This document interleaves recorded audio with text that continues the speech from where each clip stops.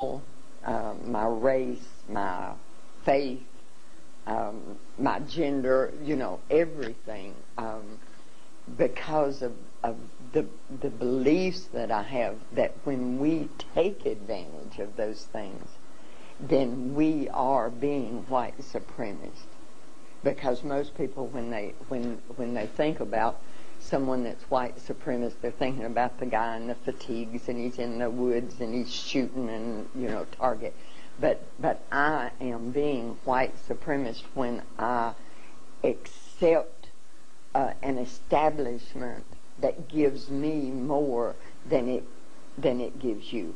If I know that, if this is something that I'm aware of, and I take advantage of that, then that makes me, I believe, that puts me in the category of being a white supremacist. Now, how do I not take advantage of it? Because I've had white people ask me this, how do I not take advantage of it? Do I not take a job that I know is given to me because I'm white, and if I had been black, I wouldn't have gotten that job? Do I not take that job? I have to eat. My children have to eat.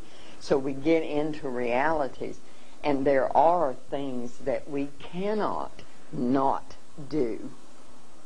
So we are white supremacists because we are taking advantage of a system. But what we have to do, what we must do, is to try to stop that system from being as it is. Try to undermine that system in any way that is legal and not going to land you in jail, hopefully, rightfully land you in jail. But you have to fight it. You have to try to stop it. But that still doesn't stop you from taking advantage, because every day of your life as a white person, all day, everything that you do, everywhere you go, you are taking advantage of being white. Most of my people, they don't think about that. They've never had to think about that, which is the greatest advantage of being white. They don't have to think about it. It's not a determining factor in their life. That is a conscious factor. And I'm talking too much. No, you're not talking too much. Please. As a person who classifies himself as white, and even as white supremacist, as you have just stated, what specifically do you view your role to be as you interact with other people who classify themselves as white? I've said for a long time, God's placed me on a path that there's not many other footprints on that path. There are some. Thaddeus Stevens he's one of my heroes. Most white people wouldn't have any idea who he is. I have the responsibility to try to change it. I don't actively celebrate the 4th of July because you don't have freedom. You're not free. You have oppression every day of your life. If you have children, when those children are born, you have to immediately begin to teach them what they cannot do in order to survive. And I love the Lord.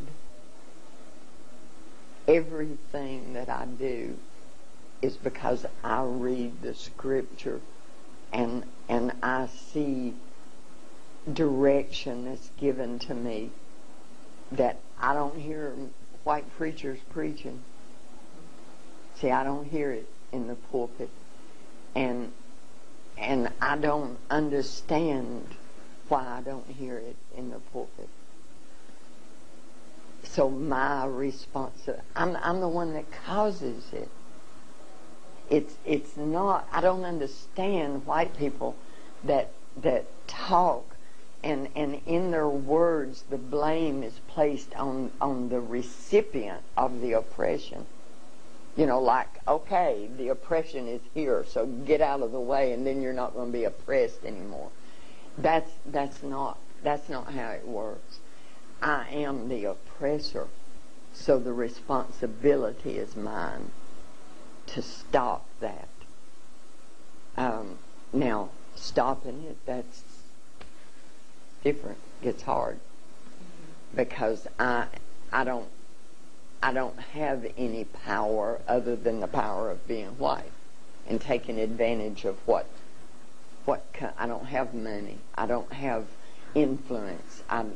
So how I stop it, I don't really have anything except a big mouth and words that I know are wrong when I see a wrong.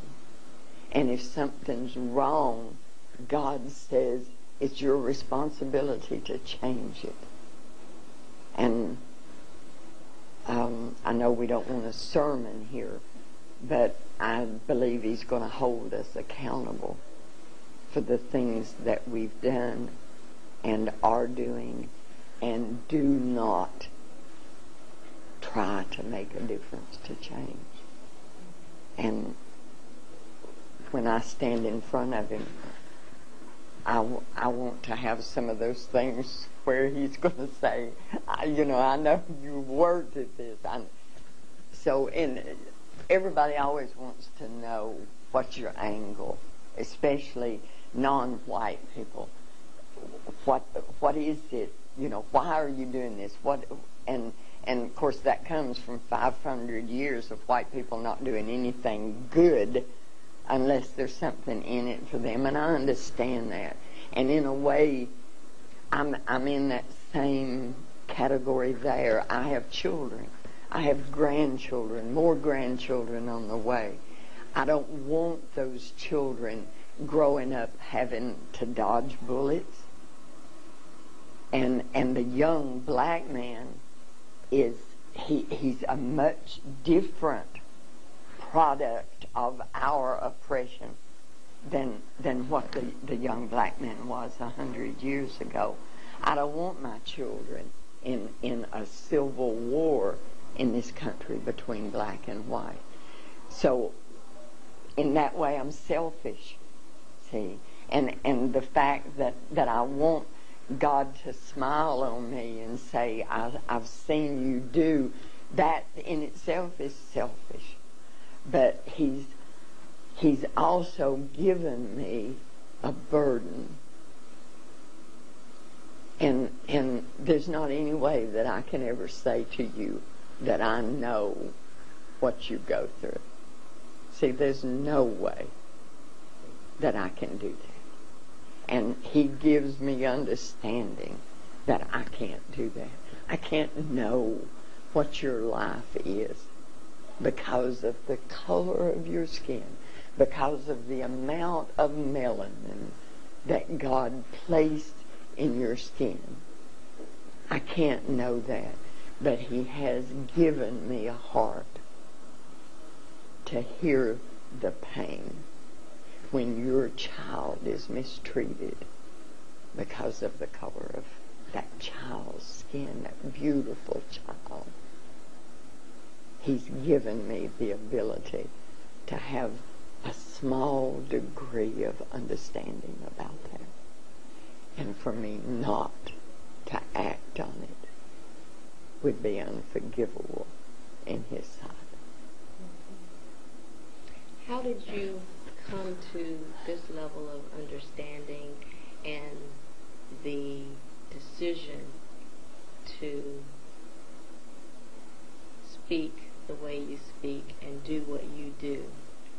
Because as you said, for instance, you don't hear from the pulpit from white preachers who read the scripture and promote and encourage Christian living, for instance.